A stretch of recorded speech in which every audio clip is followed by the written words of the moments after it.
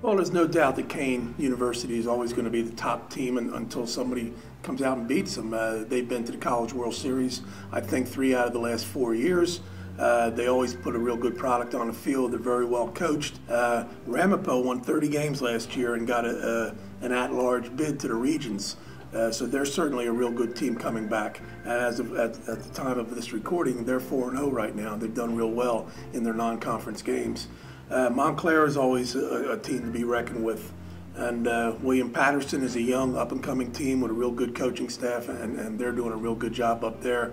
And if I didn't already mention Rowan, I mean, Rowan's our arch rival and an extremely well-coached team and with a lot of talent, a lot of guys coming back for them. And, you know, they're the teams that we have to go out and beat this year. They're the teams that, you know, if we want to do anything in our conference, we have to deal with them first. Well, we've been to the conference playoffs, and in our conference, that's always an honor. But we've been to the conference playoffs, I want to tell you, 3 out of the last 5 years. And we get in there, and we're real optimistic, and then we lose our first 2 games by one run. And that's been disappointing to us. If this program's going to grow, then we have to start right there. Well, we've already done that in terms of real good recruiting. We have probably the best depth we've ever had. We have 4 catchers this year, 3 of them being freshmen. So once my starter leaves, Nick Scalise, those 3 will battle for the job, but they'll be doing it with a year's experience and learning a lot from Nick Scalise, who, in my opinion, is one of the best catchers not only that we've ever had in our program, but in our conference this year. So, you know, in terms of things that we're looking to do, team depth, we've already addressed that issue, and now we have to see where that takes us.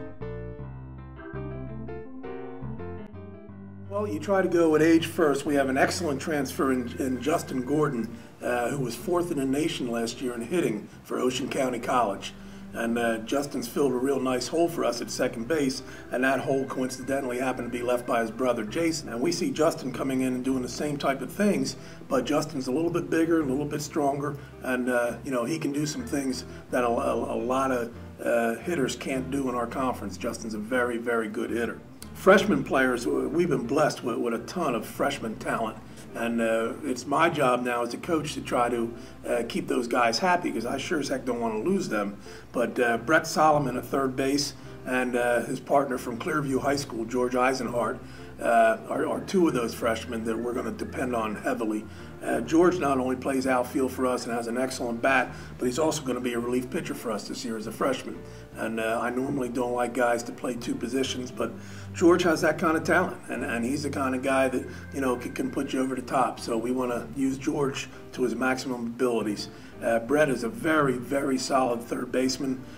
He's competing against last year's NJAC Rookie of the Year, Travis Mara. Joining us at shortstop there is Mark Jankowski. Mark is 6'4", played third base for Washington Township last year, and Mark's already started 1 game for us at shortstop, so we have a lot of confidence in his abilities. A real strong power hitter that came to us is Eric Danzer out of Cherokee High School.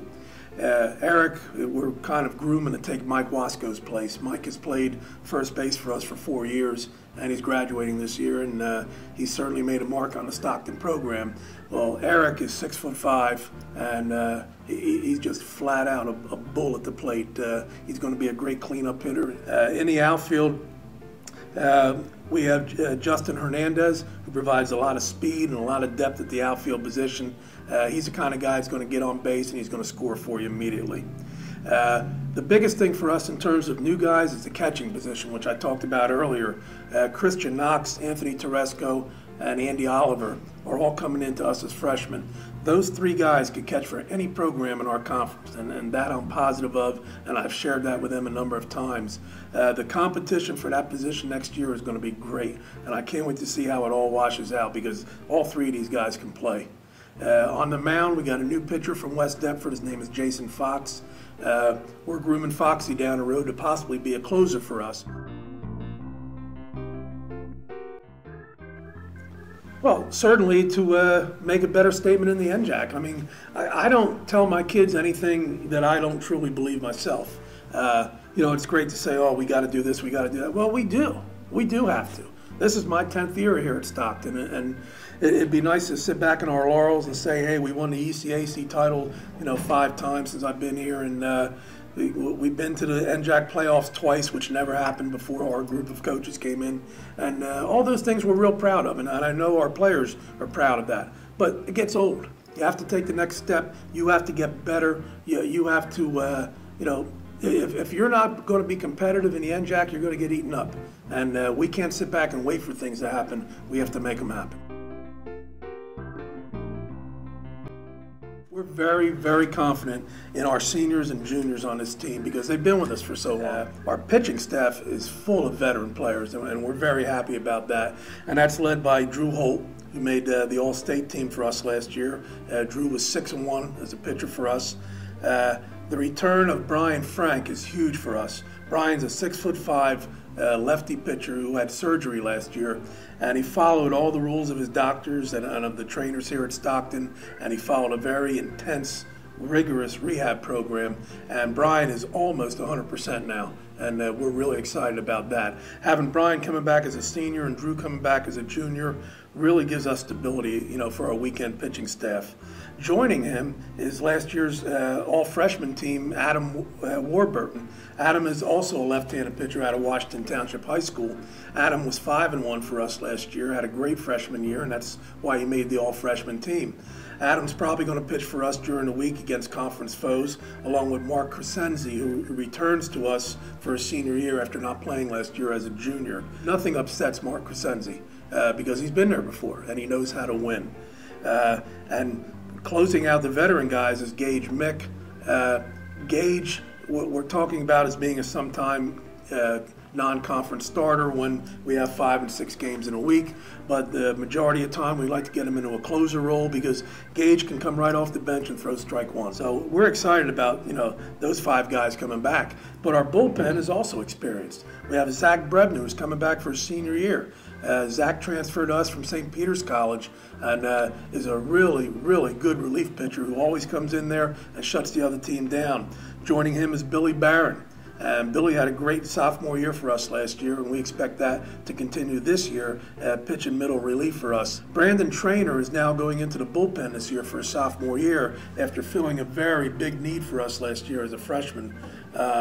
Brandon needed more time to develop last year, and we weren't able to give it to him, so he more or less got on-the-job training, and he had a great year for us. I think Brandon was like 4-1. And had a great year for us.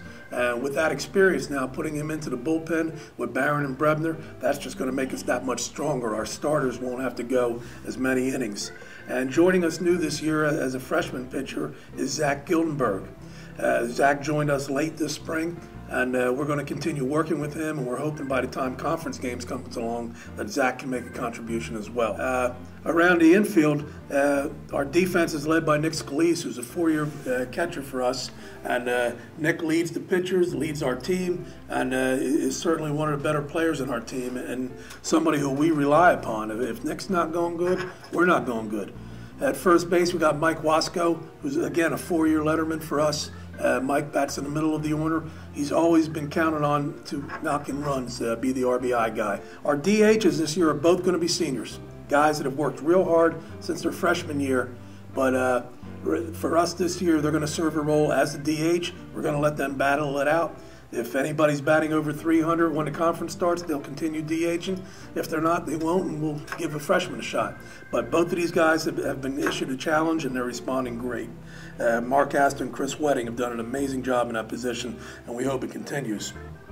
Mike Ficcaro returns to us at middle infield. Mike plays shortstop and second base, and in the first 4 games that we've had, he's rotated back and forth. Mike is from Elmira, New York, and he played for St. Andrews in South Carolina and transferred to us last year. There's probably not a more dedicated player on the team than Mike Ficcaro. Returning for us at third base is the NJAC Rookie of the Year from 2011, and that's Travis Mara. Travis Mara batted .400 for us last year, had a home run, played a very stellar third base, and this year, like I said earlier, he's being challenged by the freshman Brett Solomon. So it's going to be a real healthy competition over at third base. We have 4 outfielders returning for us, which again makes us very strong in the outfield, led by our right fielder, Dan McGuckin, who flat out has a cannon for an arm in right field. And Danny bats in the middle of the lineup for us as well. He made the All-State team last year and batted at like 320, 321.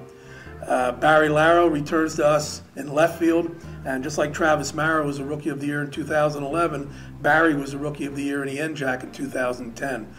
Barry had a down year last year with the BB Core bats, and I want to give him that excuse anyway. And we expect him to really produce for us this year out of the leadoff spot. And if you just go by the first 4 games we've played, Barry's doing a wonderful job for us in that position. Returning in center field is Mike Bush from last year, who was a leadoff guy for us, and Gerard Heininger, who was pushing for that position every day. Mike was last year's starter, and him and Gerard are neck and neck right now, and we just keep trading every other game with the 2 of them until one guy produces more than the other. Makes for a very, very healthy competition, makes for good practices, and it makes for a successful team.